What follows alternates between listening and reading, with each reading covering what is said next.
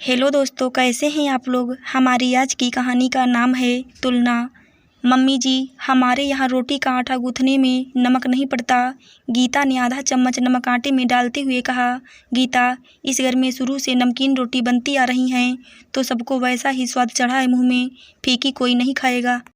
यह कहकर सास अनामिका जी अपने कमरे में चली गई थी। गीता का मायका एक बिजनेस और ख़ानदानी था, जबकि ससुराल में ससुर रिटायर्ड बैंक कर्मी और पति एक कंपनी में काम करते थे। हालांकि गीता के माता पिता चाहते थे कि गीता की शादी बिजनेसमैन से हो, पर गीता को अपने साथ पढ़ने वाले राहुल से प्यार हो गया था और हार कर गीता के माता पिता ने गीता की शादी राहुल से कर दी। ससुराल में कुछ 5 लोग थे, सास ससुर, पति, एक छोटी ननद और स्वयं गीता। शादी के शुरू का 1 साल तो प्रेम और ख्वाब में बीता, पर धीरे धीरे गीता को दोनों परिवार में ज़मीन आसमान का अंतर साफ समझ आने लगा। अब हर तीज त्यौहार, खान पान, रहन सहन, यहाँ तक कि हर छोटी छोटी बात पर मायके से तुलना करने लगी थी। सास चुप रहती, कहीं कुछ कहा और बात बिगड़े, झगड़ा हो, घर में तनातनी हो, उससे अच्छा थोड़ा चुप और शांत रहा जाए। गीता का तुलनात्मक स्वभाव जस के तस बना हुआ था। मम्मी जी, मैं आज घर जाऊंगी, मम्मी की याद आ रही है। गीता ने पूछा। ठीक है, चली जाओ, पर अगर 2 दिन बाद जाती तो सही रहता, अनामिका जी ने समझाते हुए कहा। गीता एकदम ताव से बोली, मुझे पता था जैसे ही मैं मायके जाने को बोलूँगी आपको बुरा लगेगा, अड़ंगा लगाएंगी।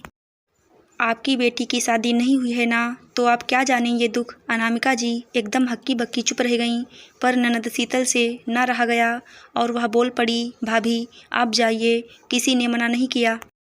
मम्मी तो इसलिए बोल रही थी कि परसों मेरा आखिरी एग्ज़ाम है और शनिवार भी। आप कुछ दिन आराम से मायके रहिए, अभी हड़बड़ी में जाएंगी और आएंगी, अब आपकी जैसी मर्जी।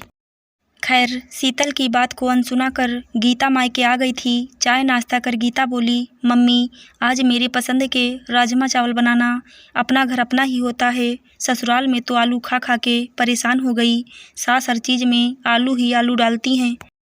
माँ रागिनी जी को समझ आ रहा था कि गीता हर बात में ससुराल और मायके की तुलना कर रही है। गीता की बात गीता पर लाते हुए माँ रागिनी जी पलट कर बोली, क्यों, यहाँ भी तो ज़्यादातर कढ़ी बनती है, हर दूसरे दिन सबको कढ़ी चाहिए। तब तो तुमने नहीं कहा कि यहाँ जब देखो तब कढ़ी चावल बनते हैं। अपनी बात को ही उल्टा पड़ता देख गीता स्तब्ध रह गई। उसे माँ से यह आशा नहीं थी। बात संभालते हुए बोली, अरे पर मम्मी, कोई हिसाब तो होता है आलू डालने का। सब्जियाँ लेने वहाँ पापा जी जाते हैं, यहाँ तक कि वहाँ नाश्ते में पोहे बनते हैं। रागिनी जी सब समझ रही थी। वह बेटी को समझाते हुए बोली, देख बेटा, हर घर के नियम कानून अलग अलग होते हैं, हर घर का खान पान रीति रिवाज भी। अब देख, ताऊ जी पापा के सगे भाई हैं, पर घर का माहौल इस घर से कितना अलग है। दोनों मामाओं का ही घर देख ले, कितना अंतर है। हर घर का माहौल अलग होता है और समय परिस्थिति के हिसाब से बदलता रहता है।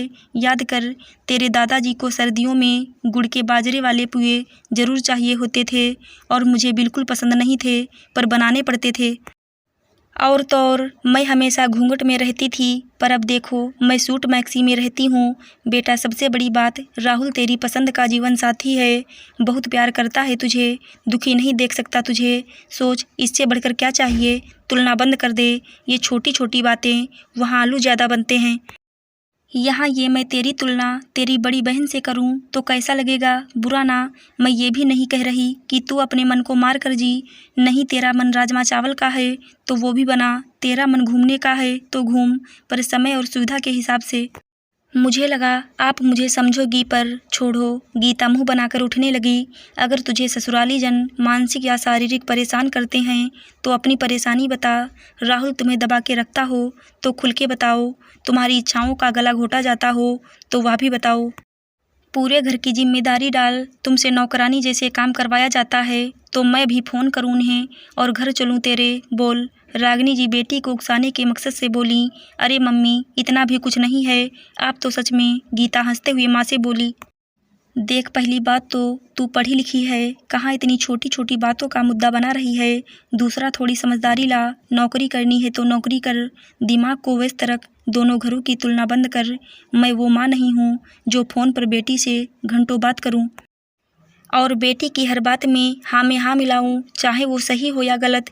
आई बात समझ में। यह कहकर रागिनी जी राजमा चावल बनाने किचन में चली गईं। आशा करती हूँ दोस्तों आपको हमारी कहानी ज़रूर अच्छी लगी होगी। धन्यवाद।